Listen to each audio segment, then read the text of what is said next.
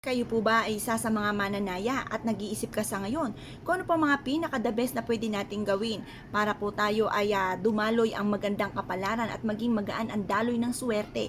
Kung napapansin ninyo na parang napakailap ng swerte at parang humihigit ka ng ahas sa lungga para lang ikaw ay swertihin, gamitan natin ito ng bulak para pagaanin ang daloy ng swerte. Kung kayo po ay isa sa mga negosyante or mananaya, the best po ito mga bossing. Pero mas mainam wag nyo itong ipagsasabi kahit kanino. Dahil alam nyo po ba mga bossing ko na mas may nakakaalam na mga ginagawa ninyo, lalong natatagalan ang swerte na ninanais po ninyo. Kaya hayaan nyo na lamang po na ma-amaze sila sa mga swerteng darating sa inyo pong buhay. Ito po isa sa mga sikreto at subok na napakaswerte. Basta kailangan ay may 100% kang paniniwala kung kayo ay gagawa ng mga pampaswerte. Para mas maging magaan ang daloy ng swerte at kayo po mga bossing ko ay mas maka-attract ng swerte at lahat ng naisin po ninyo ay kaagad ninyong makamtan. Ngayon po mga bossing, ito po isa sa mga sikreto. Kaya subukan nyo na po ito mga bossing para kayo po mga bossing ko ay maramdaman nyo kaagad ang daloy ng swerte po sa inyo. Para yung inyong kasipagan, ang inyong pananalig sa itaas ay may mga patutunguhan. Kasi minsan may mga pagkakataon na kahit anong gawin nating kayod ay sa wala-tula ang ating pagkayod. Para may patunguhan mga bossing, gamitan po natin ito ng cotton balls mga bossing. Proven po ito na maswerte. Ngayon pa mga bossing, isang cotton balls ay okay na po yan. At pagkatapos, samahan natin ito ng sinulid na kulay pula. At ganoon din po mga bossing, basta kung kayo po ay gusto nyong magtahi ng unton, pwede naman.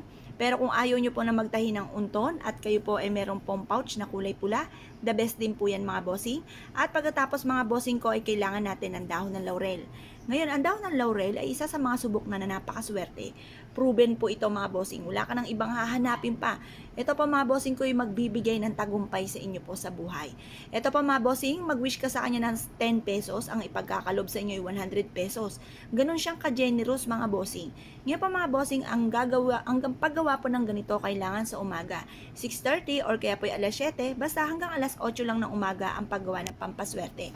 Samahan din po natin ito mga bossing ko ng asin. Kapranggot na asin ay sapat na mga bossing. Ngayon pa mga bossing, kahit gantong kadami lamang, okay na po ito. At ito pa mga bossing ko ay ilalagay po natin. Pagsasama-samahin natin ang perpektong sangkap na ito dito sa pouch at ganoon din po itong ating bulak. Magwi-wish ka na mula sa inyong pong puso, taimtim na panalangin mga bossing. Sasabihin nyo po dito ang lahat ng nais po ninyo na walang gamit na sana, direct to the point.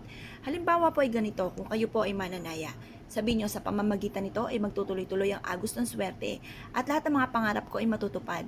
Banggitin ang mga numero na inyo pong tinatayaan, yung mga alagang numero po ninyo. Huwag ka namang magpabago-bago ng numero dahil ito po ay i-wish nyo na po dito, yan lang ang lagi nyong aalagaan, yan ang lagi nyong tatayaan. Halimbawa po kayo po ay paborito nyo ang numero 1, 7, 25, 40, or kaya po ay 9 or kaya 18, pili lang po kayo dyan mga bossing, or kaya po ay 43, yan. Mamili lang po kayo dyan kung anong gusto nyo pong alisin. Sample lang naman po yan mga bossing. Yan po mga bossing, kapag binulong nyo na dito na kayo po ay makatama na malaking halagang pera, or sa inyo po negosyo ay dyan na po kayo yumaman, or kaya po sa mga nirarakit ninyo ay magtagumpay na po kayo dyan. Basta kung ano man ang gusto po ninyo, i-wish na po dito. Or kaya gusto ko magkaroon ng mansyon, gusto ko magkaroon ng sarili kong negosyo, or kaya gusto ko magkaroon ng sasakyan. Banggitin nyo kung ano yung gusto nyo sa sasakyan mga bossing. Ngayon pa mga bossing, basta isikreto nyo lang ang paggawa nito.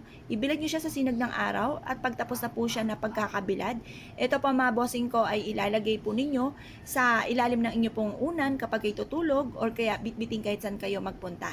Lalo-lalo na kung ikaw ay tataya, ulitin muli ang numero na alaga po ninyo mga bossing. Ito po isa sa mga subok na napakaswerte. Kaya kung kayo pinaniniwala sa mga gatong mga pamamaraan, ay ura-ura day gawin nyo na po ito mga bossing.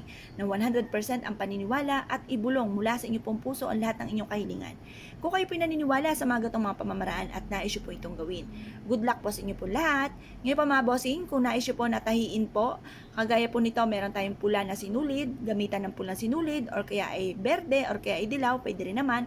At ganoon din po ang telang pula, dilaw, or kaya ay berde. Ngayon pa mga bossing, kung meron naman kayong pouch na lang po ang inyo po rin gamitin at bitbitin kahit saan kayo magtungo. Hahawi ako anumang mga kamalasan na maaaring naghihintay po sa inyo. Maaaring ito po isa rin sa mga mabibisang proteksyon na nire-recommenda ko po sa inyo po mga bossing upang sa ganon makamit ang tagumpay na matagal ng pinapangarap. Kaya kung pinaniniwala, ay siya, good luck po sa inyo po lahat!